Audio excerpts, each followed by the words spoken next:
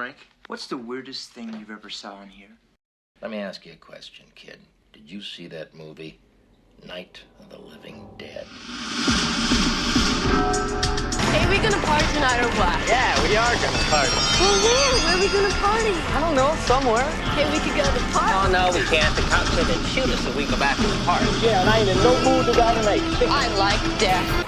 Greetings, fools, and welcome to Minute 3 of Do You Want to Party? A Movies by Minute podcast for the 1985 groundbreaking horror classic, The Return of the Living Dead.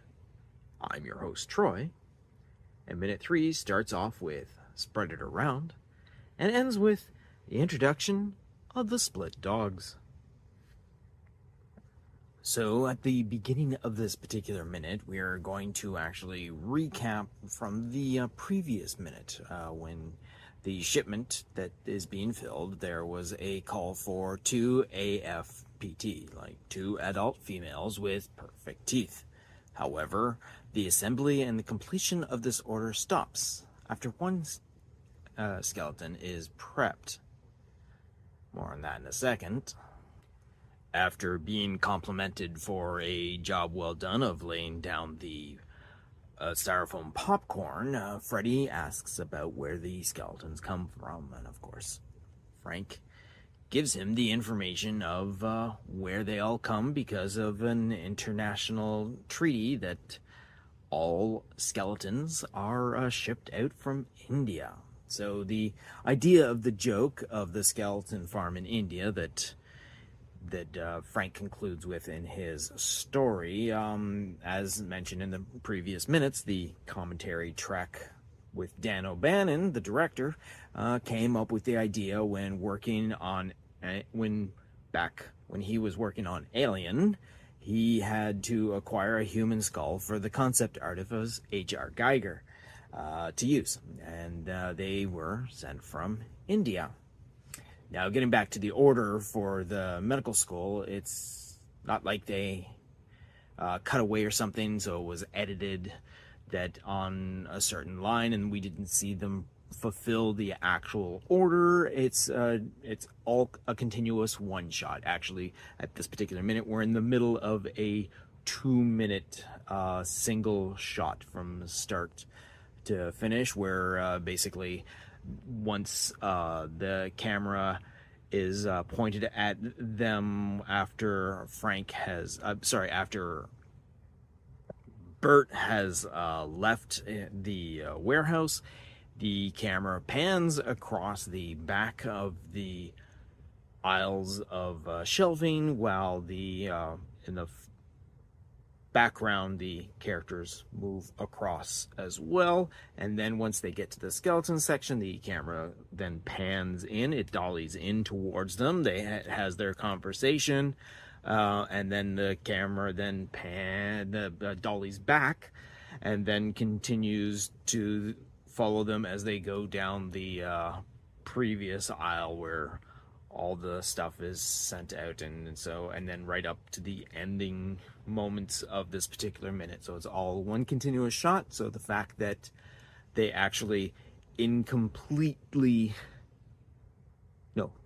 finished the particular order off incompletely goes against one of the signs that was mentioned in the previous minute, because if you look above the schedule sign, there is a sign, a printed sign, not a handwritten sign like some of them, the hand-printed sign that says our new initiative program, 1 mistake and you're through.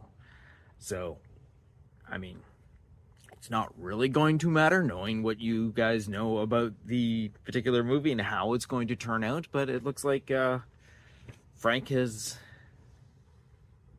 made the mistake of not finishing off this particular order.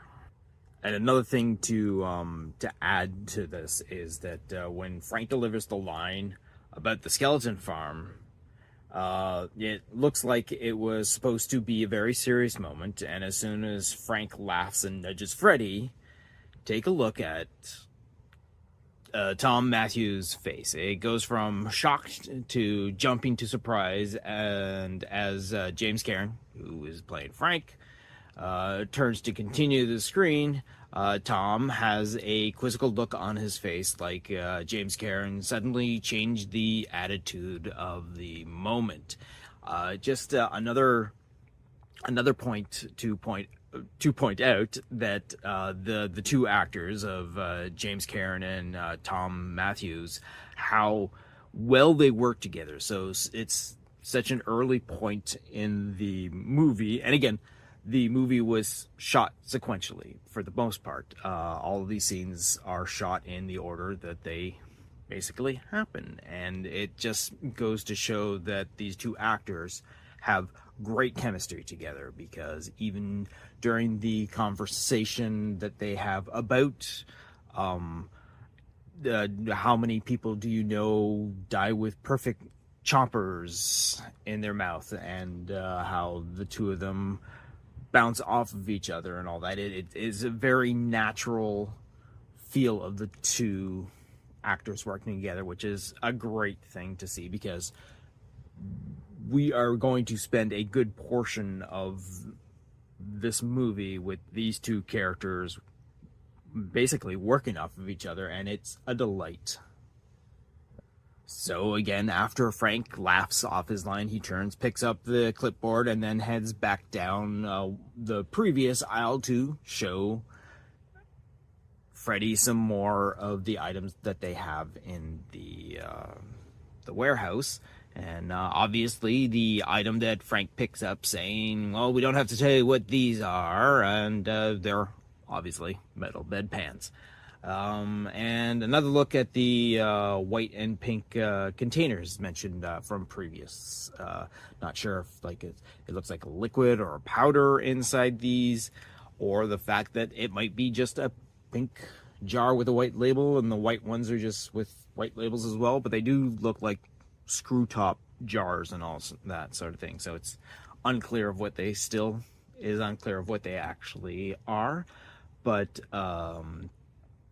moving on to the prosthetic devices and wheelchairs, at that point, if you look behind the two characters, you can see that there are a bunch of crutches as well on the bottom shelf, which would obviously be directly across from the wheelchairs that we don't actually see. They're just pointed out.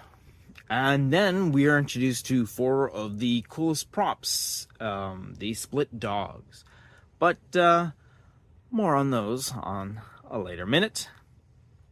And then that's what we get for this particular minute.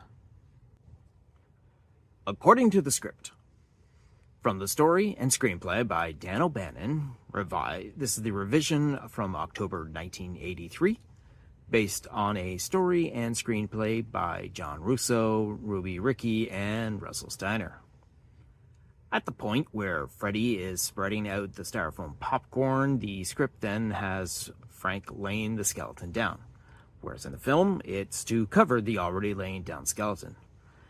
Frank adds the line about Freddy being fine in the warehouse business before Freddy asks about where the skeletons come from. It's the same as in the movie until the end part about the skeleton farm in India. In the film, Frank goes from serious to joking in a second after he realizes he's fooled Freddy. But however, the script just says that after delivering the skeleton farm in India, he just walks through the warehouse, showing the kid where things are, and there's no hint of a joke like in the final film. Also, the script goes right to the prosthetic limbs, wheelchairs, and split dogs. No mention of the bedpans that Frank shows to Freddy just before, like in the final film. Over on the commentary track, which is director Dan O'Bannon and production designer William Stout. So Dan O'Bannon continues his conversation about the skulls that he got for H.R. Giger, which were shipped from India. Giger hacksawed them into pieces and reassembled them for his alien creation. Then Dan O'Bannon then mentions that when he worked with Tobe Hooper, who was meant to direct this film, Again, all this information given up by Dan in this little conversation that he has with the audience. Toby Hooper mentions that he had gotten medical skeletons from India. It was Toby who suggested the idea of the farms, and while Dan thought it was a creepy idea, he still put it in the script. However, again, this is Dan speaking. A few months after the movie was released, he read a news article that the government of India stopped the deportation of skeletons for medical purposes. And ever since then, it's been very difficult for medical schools to acquire them, and now they have to deal with plastic skeletons. Let's talk trivia. According to IMDb, the movie lists 108 trivia facts, and from the get-go, I had figured if a particular episode was falling on the short side, I could randomly pick 3 trivia facts to pad the show. Now, mind you, these trivia facts could already have been discussed, or could be expanded on in future minutes, or even be worthy of further exploration. So let's check the random number generator and see what we get. So our very first random pick is trivia number 29. The character of Tina was originally written as wearing a plastic miniskirt. Beverly Randolph went through a variety of prissy outfits with skirts and bows and sweaters for her character, but nothing felt like Tina. The white and blue outfit she wound up wearing for the movie was Miguel A. Nunez Jr.'s outfit. After watching the documentary, The No Brains, The Return to the Living Dead, that is actually a subject that does come up, and once we get to talking about those particular characters, I'll more than likely expand on that at that point. Alright, let's go on to random roll number 20. The shot of the skeleton rising out of the grave and opening its jaws, it is a major disappointment to production designer William Stout. He had assumed it was a work in progress and not the completed effect. A quote from Dan O'Bannon says, "I was so busy disappointed by other things that I didn't have time to be disappointed in that one." It, of course, went on to become one of the key scenes used in marketing. And like the previous trivia, according to the No Brains, The Return to the Living Dead documentary, I also have a sequence. Once we get to that minute in the movie, I could expand on that further. And the final random number generated by the generator is trivia number 92. Lena Quigley suffered from skin and eye problems resulting from prosthetic makeup appliances she wore as a zombie. So upon a quick look over of any sort of information I can find about this particular fact, I don't see anything about the fact that Leanna Quigley had some sort of reaction to the makeup and whatnot that she was subjected to wear. I do know that she does have things to say about the process, but as far as I can find right this very minute on very short little research, I haven't come across anything. But in later minutes, when we get up to the makeup sequences that involve Lena Quigley, I'll more than likely expand further on those as well. So that's going to wrap it up for this particular minute of Return of the Living Dead. I hope that you will return for next week's minute, and to let you also know that in the very near future, I will be having guest hosts sitting in on these particular episodes to make them a little more, how do you say, lively than they have been so far. And even before then, I do appreciate your patronage about listening to these episodes, and I hope that you will spread the word and come back again and listen for more. Thank you, and talk to you soon.